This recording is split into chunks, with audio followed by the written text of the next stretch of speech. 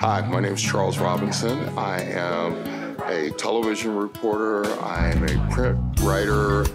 I do a lot of different kind of things, but I have been friends with Larry Poncho Brown since he was about 14 years old. I kind of stumbled upon him because in Baltimore, it's a very small world, and he used to sell his paintings in the middle of Gwynns Falls Parkway. I, like a fool, should have bought them then as opposed to buying them now. But I had an opportunity to go to his studio and watch his growth and his progression from two-dimension to three-dimension to multimedia. And we had a conversation about his work and the how and the why. And not only was I a fan then, but I am a continuous fan. I am jealous of him because he went to Ghana and I saw all the work he was doing there, and I was like, see, he should have called me on the phone, but he didn't. That's okay. But the fun part for me is that people like Larry, instinctively, like myself, are drawn to creativity. I was just telling him a minute ago, we see it before it arrives. And now that's my world as well. You know, when you kind of are a creative type, not everybody gets you. And you have to find people that not just get you, but support you. And that's important.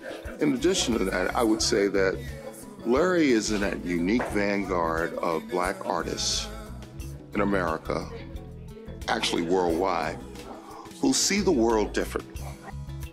We came from a culture that was art-based, not for the same reasons. There's an African ideology about art and there's some European ideology about art. In America, we learned the European. And we were stripped away from the African piece. This is why I take so much pride in taking people back home to see their origin, even if it's a snapshot, because you don't have a real point of reference until you can see where your origin is from. So it was interesting to me. This was celebrated my 20th year of traveling to Africa this year. It was amazing to me when I first came to Africa to see elements in my work that was in somebody else's work. Because, you know, in America, we pride ourselves on being original and not being a copycat and this, that, and the other. But then there's some stuff that's in us that comes through. And it took me a long time to understand that DNA thing. And so I respect that now. I respect it more than ever. I think for a long time, I even denied my father, who probably wasn't as nurturing as he could have been with me and my art. And I would always separate myself and say, well, he wasn't supportive, so this is Poncho. And then it took me a while to realize, whoa, man. Not only do we not have respect for our elders, we don't even have respect for our lineages and our things that are passed down to us. So I had to really check myself in order to be able to appreciate other aspects of what I'm doing. And so all I try to do is to let people see what's happening. You said in the US, art is not positioned in the place where it gets the kind of attention it's supposed to get. I think it does. Because we could be in an environment where art has no effect on people. And America is not one of those places. I'm watching a regression in the arts in Africa, where they've been doing this stuff for thousands of years. And now they're beginning to move away from doing it. Or people feel like African art is a curse, or they feel like all these things that are the polar opposite of where we are here in the US. The appreciation of gifts is underappreciated. So you asked about in Ghana, it was so amazing. It seemed like everybody, they are so skilled with their hands. Everybody so skilled with their hands. Something. Yes. Yeah, right there in front of you. But this can connect us. I'm sure there's a reason that art is not a requirement in school. There's a reason why there's not recess in school, the things that I benefited from. I watched an interview he did with somebody recently, and what he said that is so true was that I used to say I was an artist without an art. It's a very emotional thing, and this, he said, is his way staving off depression? I call it a historical remembrance. We don't know the source, but something in us remembers. And it is exhibited here.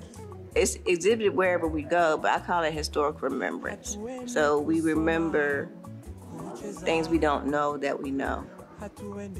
And the way that Poncho's art captures that, it's in the colors, it's in the textures, it's in the motions.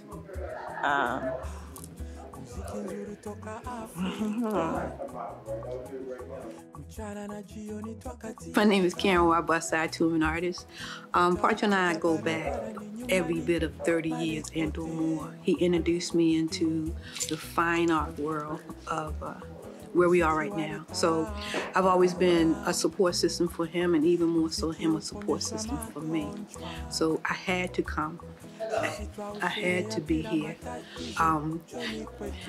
This is probably the biggest platform that I've seen this amount of work in one area for Poncho. It's over 50 pieces that are in here. 50 phenomenal pieces. So it just goes to show you his power and who he is and what he does and what he thinks and what you think he thinks. You know, each piece as you walk around tells a story. And it's up to you to decide and articulate what that story is via him, or even more so as art, what that story is to you. I was born and raised in Baltimore City. My work is designed with blacks and black people in mind. My work was designed to elevate the stereotypes of how we're viewed. I could care less who else does not get what I get. It also doesn't matter to me the accessibility that happens with the type of work I do. They created the title of black art. When I started into this business, there wasn't even a black art genre in the publishing realm because they didn't recognize our art as being a commodity. And at least now it's a commodity. But it's just one of those things, man. They have to they have to try to come up with a name or a genre or they have to box it some kind of way to present it. And I just don't get into that. I paint things that are a reflection of who I am, knowing that people that look like me are going to feel a certain way when they see it. And I have even seen it affect people that are not of my persuasion. I basically just create and I get out the way. I know what my intention is. I'm not caught up on whether museums follow my work or whether I ever end up in a museum collection or all these things that people have this white noise of distraction about. My success has been, I am a commercially successful artist. People ask me, hey, well, how many museums are you in? Well, maybe about 5, but I'd rather my work be in 500,000 homes than one museum.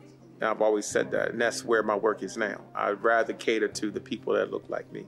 And in this exhibition, you'll see many, many reflections of that. I am a multiple discipline artist where, you know, some artists do one style their entire life. Some people do different things. I do multiple styles. That's my attention span. It's a testament to who he is, the challenges and struggles that he had as a emerging artist. He stuck with it. And so young people may be seeing that having that stick-to-itiveness can be very critical in your own development. The exhibit is awesome. I'm sure there's going to be some footage showing you what the gallery space looks like.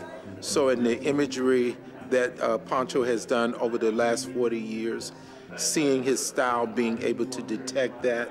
And so that's a great thing for me, and that he trusted me, that he would say, I will come to the Sebrof-Forbes Cultural Arts Center. There are other options for him. So I'm thankful for that. I just fell in love with his work from the formal introduction. It was the first time I could say I ever met the actual artist. So that makes a difference. when you get to meet the person behind the artist behind the art. A lot of his work centers around family. He's a very family-oriented man. You can see a lot of African ancestry in his work. He travels back and forth to Africa, on a yearly basis. Works with artists there, and when he comes back, you can always see the influences of Africa in the pieces that he does. He finds the essence of things that you may not have thought about. Lastly, I'll say this. My friend is just awesome.